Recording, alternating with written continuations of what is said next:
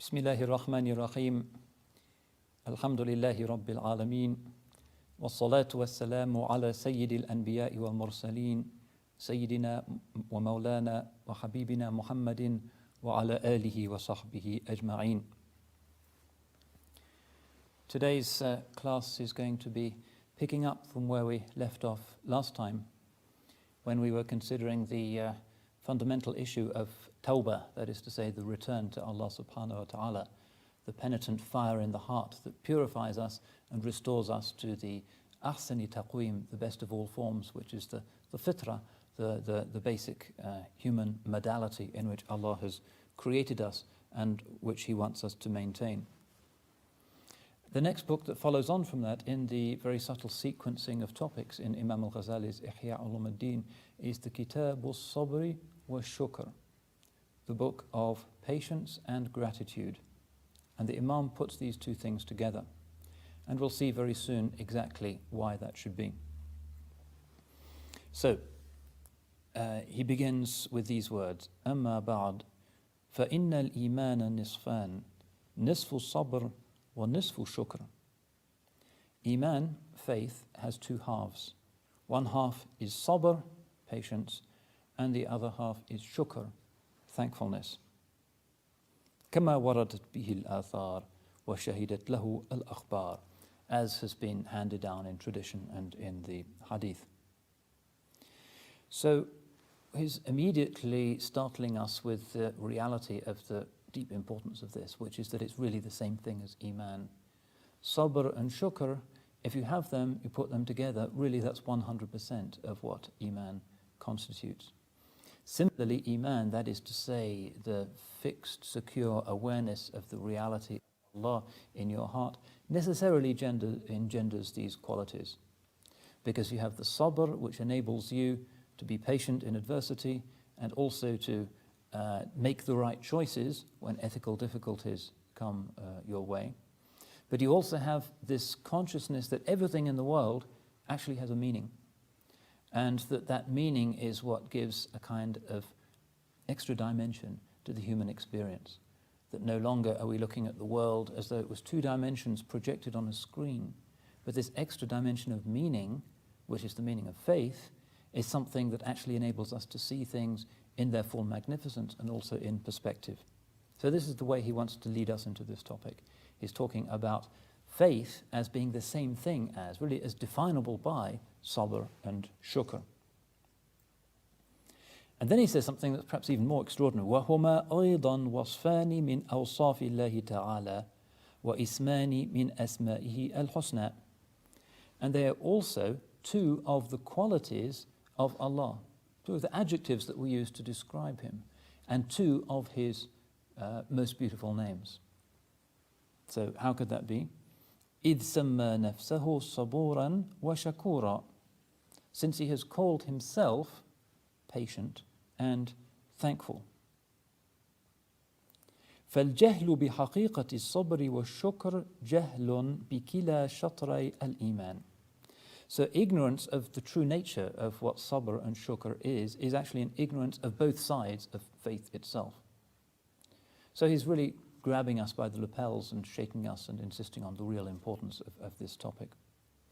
And it's important to bear in mind the subtle relationship that is being invoked here between the way in which human beings can adorn themselves with beautiful qualities and the way in which Allah subhanahu wa ta'ala is characterized by certain perfect qualities. How do we know what is perfection and what is imperfection? What is perfect is ultimately not what a consensus of human beings in any particular decade regard as perfect. What is perfect is that which has its origin and its true form in the nature of the divine, in Allah subhanahu wa ta'ala. So we don't say that mercy is good because Parliament has decided that mercy is good, or because a filmmaker has told us that mercy is good, or because a poet or some rhetorician has told us that mercy is good. Mercy is good because Allah subhanahu wa ta'ala has said, كَتَبَ عَلَى نَفْسِهِ الرَّحْمَةِ. He has prescribed mercy upon Himself. And because He has called Himself Ar-Rahman, Ar-Rahim, the compassionate, the merciful. So that there is a relationship between the virtues that exist on earth, particularly these munjiyat, these saving virtues that are the subject of this section of Imam al-Ghazali's Ihya, and of which the Sabr and Shukr form such powerful foundations. There is a relationship between these virtues which human beings can acquire and make themselves beautiful with, and some of the qualities of Allah subhanahu wa ta'ala. Now we obviously are finite beings. We come and we go. In a few years, we've rotted away and nobody remembers us, and there's a new generation that has the same illusions and the same dreams and the same hopes and the same fears, and that's the nature of the human condition. Allah subhanahu wa ta'ala is al-khalaq al-baqi. He is the one who creates, He is the one who goes on. He is the one who does not change. He is the one who knows everything that has happened, that is happening, that will happen. So there's no real analogy, no actual qiyas that you can engage in between the nature of the divine in His perfection and His omnipotence, in His omniscience and His everything, and our nature as eminently fallible and ignorant human beings. But nonetheless, there is an extraordinary way in which names can be shared, and that is because we as human beings try to adorn ourselves with beautiful qualities, and there is no source of beauty or goodness or appropriateness except in the divine. And this is the meaning of the prophetic word, which is an amazing hadith and is a commandment. تَخَلَّقُوا بِأَخْلَاقِ اللَّهِ. Adorn yourself with the qualities of Allah. Allah is merciful, you should be merciful. Allah is patient, you should be patient. Allah is just, you should be just. And so on. And Imam al-Ghazali actually has another book, Al-Maqsad al-Asna, the highest aim, in which he takes us through each one of the 99 names that have been attributed to Allah subhanahu wa ta'ala in the hadith, and explains how our relationship to that particular divine perfection ought to be. And the perfect human being, the one who has truly become what a human being is asked to become, is somebody who has the due proportion of all of these things. That's what it is to be a perfect human being. It's eminently ethical. So, in short, the Imam has chosen to start this book with a reminder that when we try and acquire these qualities of being patient, of being grateful, we are acquiring qualities that are not just conventions of this world, but that link us to something that is infinite and something that is transcendent. So, Imam al-Ghazali has chosen to put these two things together, Sabr and Shukr. And he's also said that this is fundamental to what it means to be a believer. And we find in the Quran, really more than any other world scripture, an emphasis on these principles. Sabr, sabr, sabr. Wherever you open it, if you come to the text for the first time, you open it, there's a lot about sabr in the Quran. And of course you can see the qualities of sabr in the Holy Prophet ﷺ in the seerah, from the earliest days of the persecution in Mecca until the extraordinary consummation of his story at the end of the Medinan period, and the sabr that was shown by his Sahaba, radiallahu anhum, and the sabr really that's shown by everybody who's worth anything, who is engaged in the struggle against the enemies of truth in this world and the enemies of balance in his own self. It's all about sabr. أُولَٰئِكَ يُؤْتَوْنَ أَجْرَهُمْ مَرَّتَيْنِ بِمَا صَبَرُوا. They shall be given their reward twice because of the sabr that they had. Inna Allaha ma'as sabirin. Allah is with those who show patience. This ma'iyya, this withness, this extraordinary quality of proximity to the divine, which means conformity to what He wants us to be, walking in the place where He wants us to walk, looking at what He wants us to look at, saying what He wants us to say. Muwafaqa, corresponding, conforming to the ideal that Allah subhanahu wa ta'ala has established as something for us to strive after. That is what the ma'iyya actually means. And this sabr is the way to get there. And it works for communities as well. وَجَعَلْنَاهُمْ أَئِمَّةً يَهْدُونَ بِأَمْرِنَا لَمَّا صَبَرُوا. And we made them imams, guiding by our command when they had sabr. And that's the way of peoples and of nations.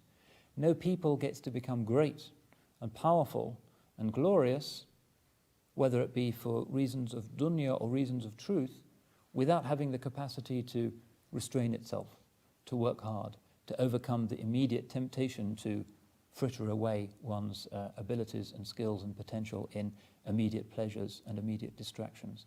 No, one has to postpone one's desires, abolish one's desires even, and then, through this quality of sabr, one is made an imam, a leader in this world. And in fact, the whole basis of religious transformation, this process of tawbah that we spoke about last time, is about sabr.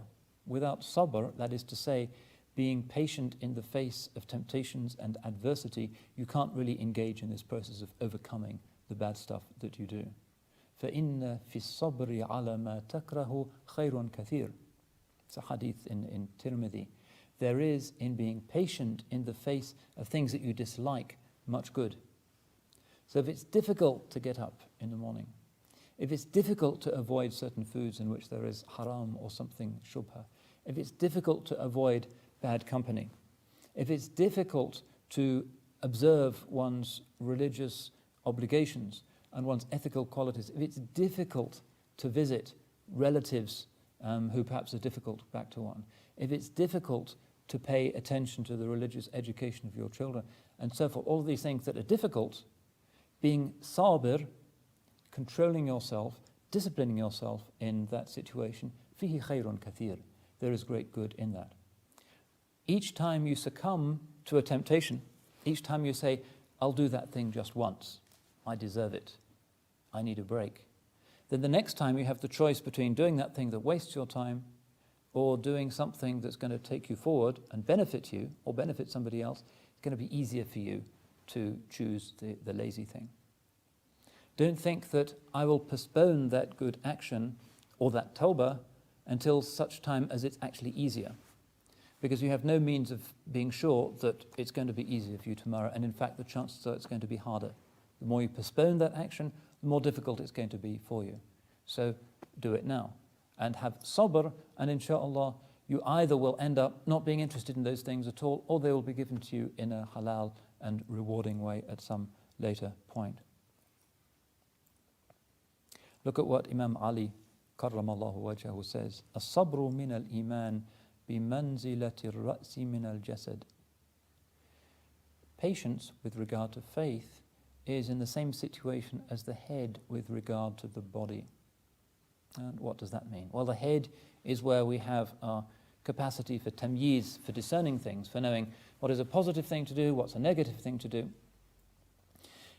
Without it, we are just senses and experiences. We are essentially, as human beings, just robotic. Similarly, if you don't have this capacity for self-restraint, if you don't have this capacity to deal in a dignified way with misfortunes and hardship, then in effect your humanity has been lost. What is it that defines us as human beings?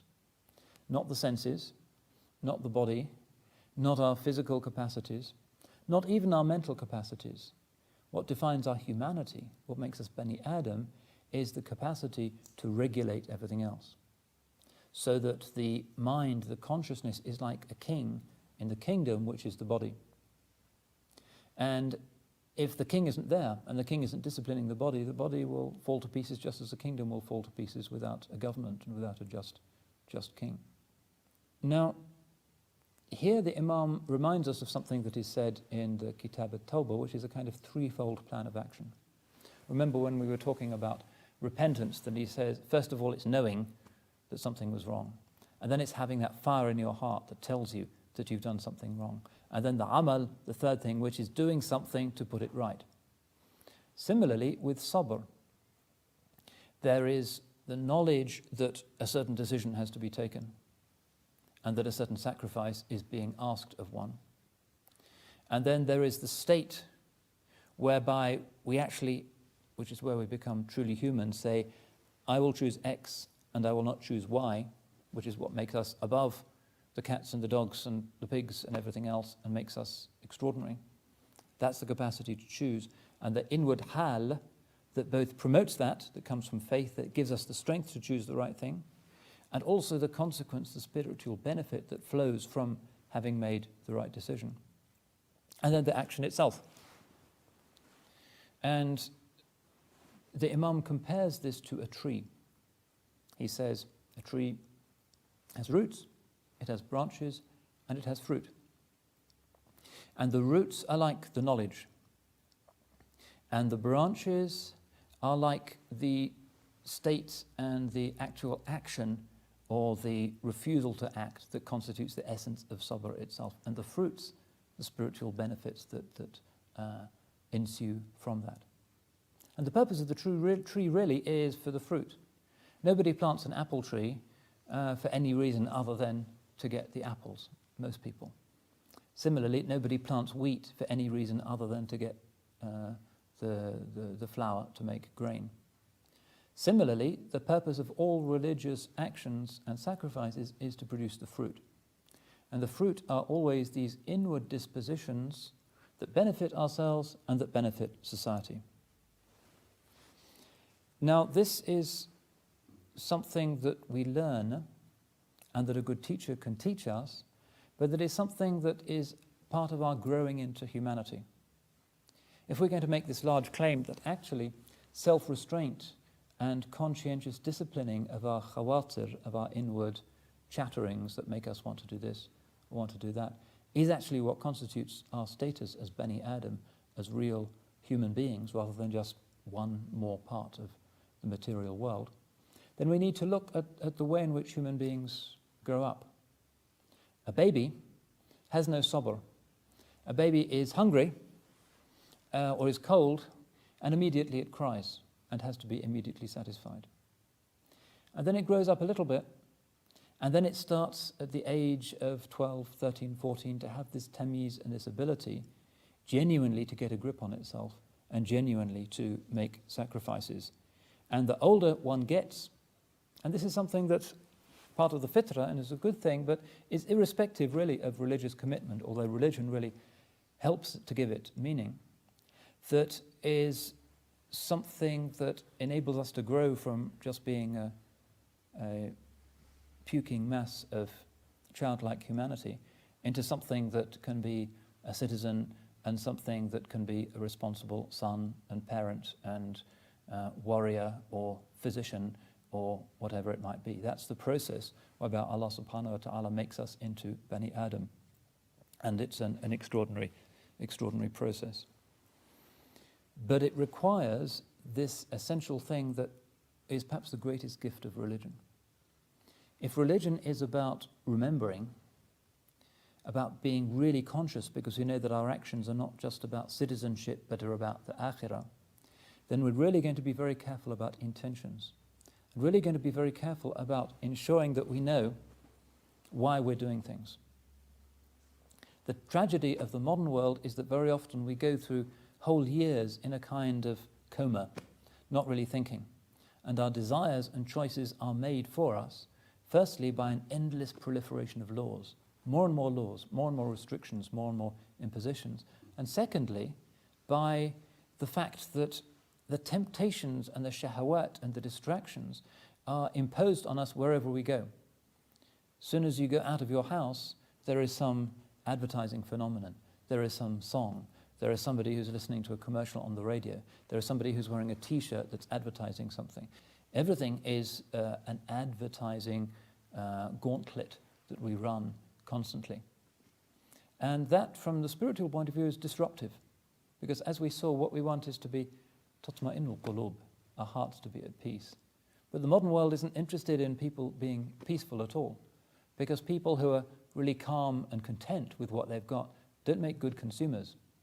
So the whole system of modernity really is about provoking desires, reminding us of the desires that we've had but perhaps have temporarily forgotten, or actually creating desires for things that we never really knew we wanted. So somebody invents the iPod, and the next day tens of millions of people are kind of sad because they haven't got an iPod and another desire has been created.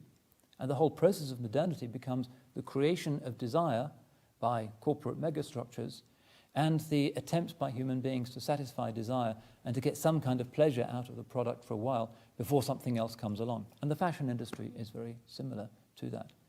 That the clothes that we have are perfectly adequate. But in fact, because somebody wants to make money, they invent a certain sense of dissatisfaction amongst human beings, particularly amongst young people. And so they throw away the clothes that they've got and they buy something else that's marginally different. And it's not even a movement towards perfection, it's just change of fashion. As somebody once said, fashion is so ugly that it has to be changed every 6 months. It's not even about beauty or dignity any longer, it's just about somebody other than yourself making money out of your desire to look like everybody else. That's all it is. And whole lives are spent just running around trying to do the correct thing. Am I drinking the right thing? Am I eating in the right restaurants? Am I subscribing to the right magazines? How do I look? Have I got the right kind of job for somebody who's in my age group? Everything is about anxiety. Now, when you take the huge step, the biggest step there could ever be, which is to step into the game of religion and deen, and you listen to these voices, you learn to be free from all of that. All of these chains that the modern world is placing around you, forcing you to conform to a single global monoculture, those chains are broken. Without you having to become something weird, some people might regard you as weird, but actually to become something free and more dignified. And that's why we speak of serbestlik or hurriyat in religion, freedom. Not freedom in a consumer world to choose an ever-proliferating range of fabricated desires and products, but freedom from those things. Freedom not to be a monk in a hole in a mountain, but to be a fulfilled human being who is at peace with himself and his world. And that's one of the most radical things that traditional religion offers to us in this age. Really something quite extraordinary. So let's move on and see what the Imam has to say next. He has a chapter which he calls Bayanu Dawa'i Sabri wa ma yusta'anu bihi alayh, which is about what medicines can we find in order to help us with this sabr. How do we achieve that freedom? How do we break those chains? So the Imam here says, اعلم أن الذي أنزل الداء أنزل الدواء. Know that the one who has created the sickness has also created the cure. And this we use in the context of Tib Nabawi, prophetic medicine, that for every sickness Allah has created a cure. But he's saying for sicknesses of the heart, that is also the case. So what's going to be the cure here? فالصبر وإن كان شاقا أو ممتنعا فتحصيله ممكن بمعجون العلم والعمل. Even if it seems really difficult or impossible, it is possible to get hold of this medicine, and it is through a composite that has been mixed together of two ingredients which are knowledge and action. فالعلم والعمل هما الأخلاط التي منها تركب الأدوية لأمراض القلوب. Knowledge and action are the ingredients from which the medicines which treat these heart diseases are compounded. And this, of course, is all about the nafs, the ego. أعداء عدوك, the greatest of your enemies, which is nafsuka allati bayna janbayk, your soul, your ego, which is between your two sides. Anything else in the world is slight compared to the damage that that can do to you. Look at the people in the world who have got themselves into the worst, most terrible situations of humiliation. Why are they like that? It's because of the nafs, the ego, and nafsul amara bisu, the ego that commands evil, that's within all of us. On the face of it, the religious life should be easy. Allah subhanahu wa ta'ala has manifested himself in a blazingly obvious way through all of these signs that we see through his miraculous creation. He has given us a light load. We only have to pray 5 times a day. We have to fast 1 month in the year. We have to make Hajj once in a lifetime. And the life of the Muslim is relaxed and easy and beautiful and comfortable. It should be easy, but we mess up again and again. Why? Because there's this thing within us that wants to pull us away from what makes us truly alive. Because Allah yad'ukum lima yuhyikum. Allah and His Messenger are calling us to what gives us life, to what makes us really alive. And the death, the spiritual death, the thing that makes us like a robot, just follow the latest stimulus of the senses, the thing that really switches off our humanity and makes us a kind of blank screen for a while, that comes from the nafs, from the ego. How do we deal with it? Well, we mentioned in the context of sabr that it means constant effort, and that every time you have a victory over the temptation, the next victory becomes easier. And that each time the temptation scores a victory over you, you are weakened and you can be defeated more easily next time. That's an inflexible rule.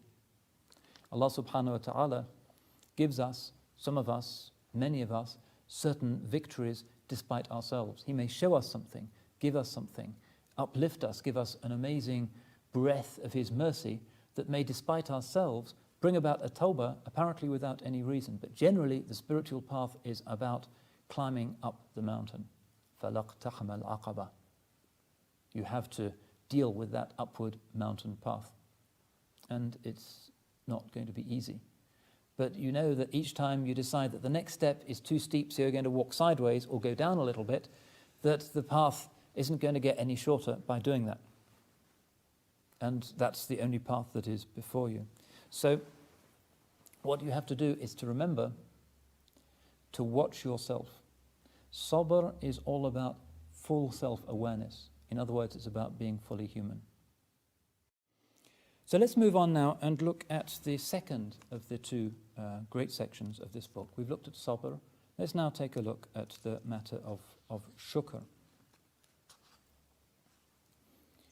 الشطر الثاني من الكتاب في الشكر وله ثلاثة أركان. The second half of the book, which is about shukr, thankfulness, and it has three pillars, three main sections. الأول في فضيلة الشكر وحقيقته. The first is about the great merit, the virtue of shukr and what it's really about. والثاني في حقيقة النعمة وأقسامها. And the second is about what a blessing really is and the categories of blessings. الثالث في بيان الأفضل من الشكر والصبر. And the third is an explanation of which is better, patience or thankfulness. There's obviously going to be a tension in some situations. So, the first of these, اعلم أن الله تعالى قرن الشكر بالذكر في كتابه مع أنه قال ولذكر الله أكبر. Know that Allah subhanahu wa ta'ala connects shukr with the principle of dhikr in His book, even though He said وَلَذِكْرُ اللَّهِ أَكْبَرُ, and the remembrance of God is greater. فَقَالَ تَعَالَى فَاذْكُرُونِي أَذْكُرْكُمْ وَاشْكُرُوا لِي وَلَا تَكْفُرُونَ. Remember me, I will remember you. Be grateful to me and do not be ungrateful or disbelieving. وقال الله تعالى وَمَا يَفْعَلُ اللَّهُ بِعَذَابِكُمْ إِن شَكَرْتُمْ وَآمَنْتُمْ. What will Allah do with your punishment if you have gratitude and if you are a believer? وقال تعالى وَسَنَجْزِي الشَّاكِرِينَ. And we shall reward those who are thankful. وقال عز وجل إخبارا عن إبليس اللعين. And Allah says, reporting the words of Iblis, لَأَقْعُدَنَّ لَهُمْ صِرَاطَكَ الْمُسْتَقِيمِ. I shall certainly sit for them around your straight path. In other words, to pull them aside. قِيل هُوَ طَرِيقُ الشُّكْرِ. And it said, it is the way of thankfulness.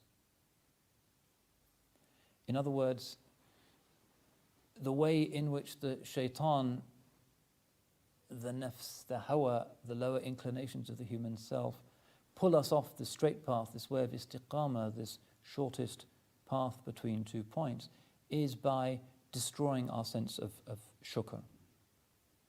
وَلَا تَجِدُ أَكْثَرَهُمْ شَاكِرِينَ. And you will find most of mankind to be ungrateful. وَقَالَ تَعَالَى وَقَلِيلٌ مِّنْ عِبَادِيَ الشَّكُورِ. And few of my servants are thankful.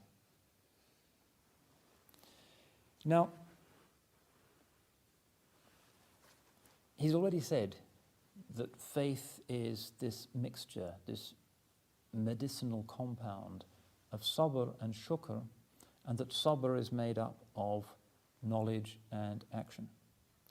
Shukr is gratitude which is really deep awareness.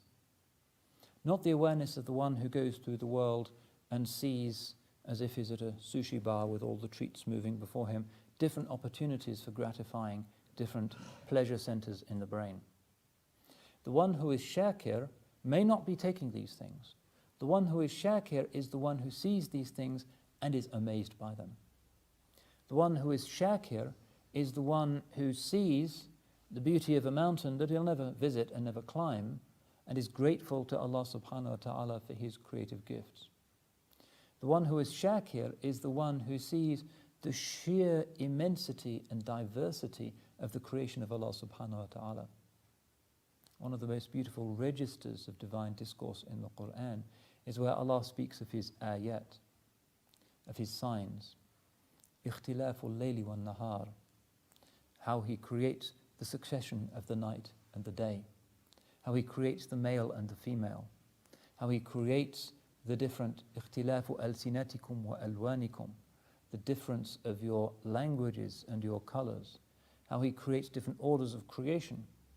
All of this is there for us not just to enjoy, but to spiritually do something about. And again, just as sabr is the key to being fully awake as a human being, rather than just anesthetized in some mindless pleasure culture, shukr is how you become fully part of the miracle of creation. Because the unbeliever and kafir really is the same as saying somebody who doesn't give thanks. We say kufranun ni'mah, to deny a blessing. He is the one who goes through the world of signs and insists that they're not signs pointing to anything at all, or that they point to each other. Or, as the parable says, he is the one who sees the water in the well and denies the possibility that the water could have come from outside the well. He sees wujud, he sees being, he sees how things are, but he has no interest, no capacity in seeing that for every ni'mah there is a mun'im, that for every blessing there is one who confers the blessing. And that's a real blindness. And this again is one of the sicknesses of modernity.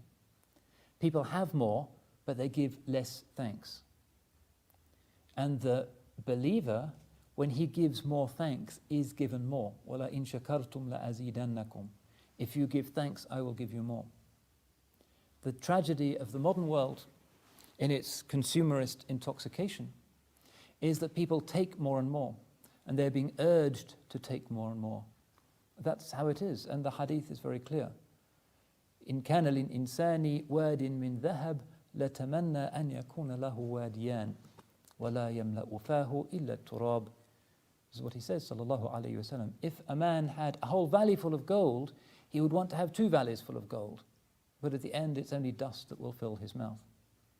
And this is another of the crazy intoxications of modernity, the false promises. Earn more, get more, be more happy. Well, if you earn more, you can get more, but happiness is something that's a very subtle thing that governments can't give you, corporations can't give you, products can't give you. A good relationship amongst people who have absolutely nothing in the world is going to give them more happiness than somebody who has $1 billion but who always argues with his wife. Because the real things that bring us serenity in our hearts are not really measured with wealth. Now, Imam al-Ghazali is going to talk about this particular interesting paradox and this mistake that all of us make again and again. The more I get, the happier I'll be. This ridiculous intoxication somewhere else. And inshallah, we'll have an opportunity to look at that, where he talks about the issue of faqr, of poverty, and zuhud, doing without. And we'll see that his solution is the middle way. Khairul umuri awsatuha. The best of all matters is the middle way.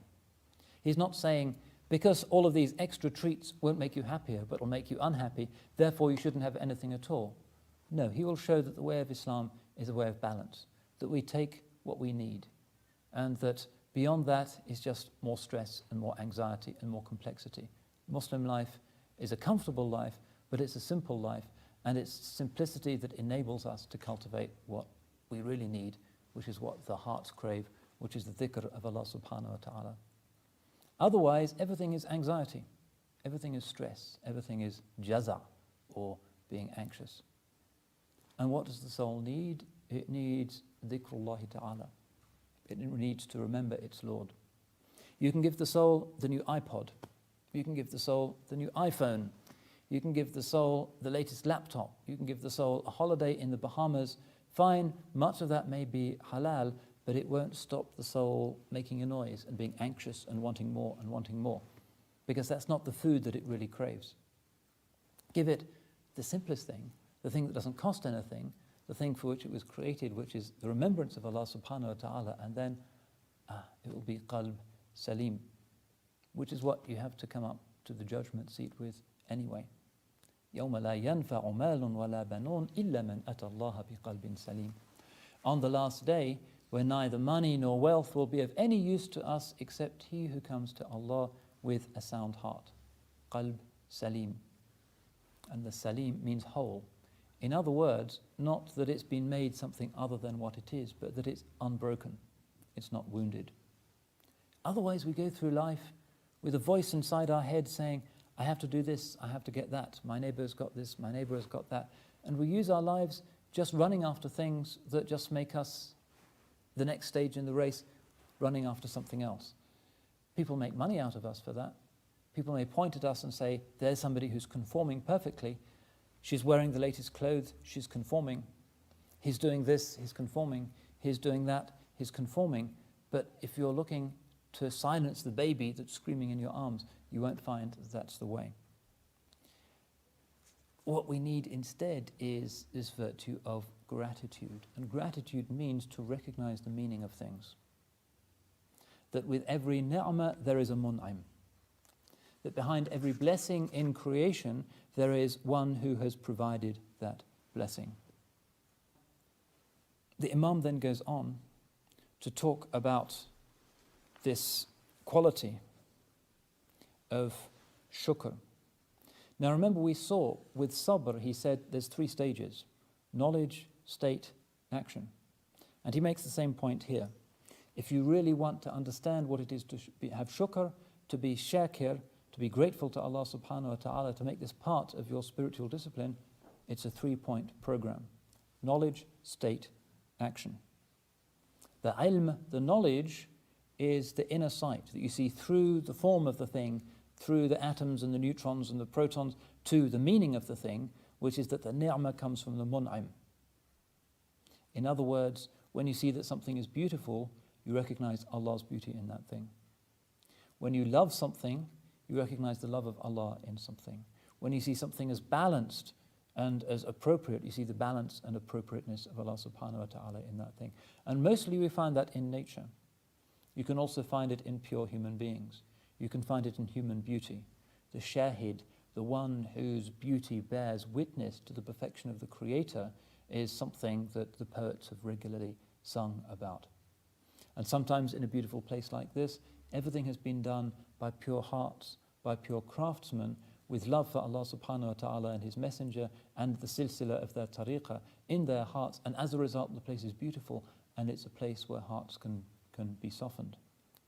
So that's the deep view that we need, the iman that enables us to see behind the forms of things into meaning. And then the hal of shukr begins. Imam al-Ghazali defines this hal as al-farahu bil-mun'im ma'a hay'ati al-khudu'i wa-tawadu'. It's a good definition.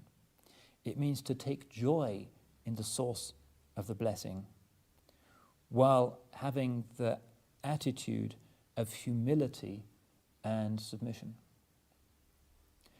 And that's quite a subtle psychological insight, that really to perceive, if you go to a fruit tree and you see the branches heavy with plums or with apples or with peaches, and the heart intuits automatically that this is a gift held out by a beautiful Creator that wishes human beings to eat and to drink and to be happy. If you have that wonderful sense in your heart, then you will not suddenly jump up and shout Allahu Akbar. You will have a certain humility in your heart. You will think, Subhanallah, Alhamdulillah. And that's the Imam's psychological observation. The state that accompanies the knowledge that these things are blessings from Allah subhanahu wa ta'ala is the state of humility. And that's why often the agriculturalist can be of a high spiritual state. Or the one who looks after animals can be of a high spiritual state. Because very often if you work with the direct gifts of Allah through nature, frequently you get a very deep spiritual, intuitive wisdom about how Allah's creation works, and a certain humility comes from that's very beautiful. Then the Imam goes on to talk about this humble joy, and he says it has three aspects. First he says, imagine that you were given a beautiful horse by a king. Okay, you have three consequent attitudes from that. Firstly, you're happy to have a horse because you're richer and it's a beautiful horse, so alhamdulillah, you have that farah, you have that joy. Secondly, you have the joy of knowing that the king loves you and wants to honor you. It's not just the horse, but it's the intention behind the gift that is something that gives you happiness. And the third aspect of the joy is the knowledge that you can ride the horse and use the horse in order to serve the king. So you can actually do something that's reciprocal, do something back. And that's the third of these three joys that accompany the maqam, or the state of shukr. So we can use the horse to ride to the king's palace, to gain access to his presence.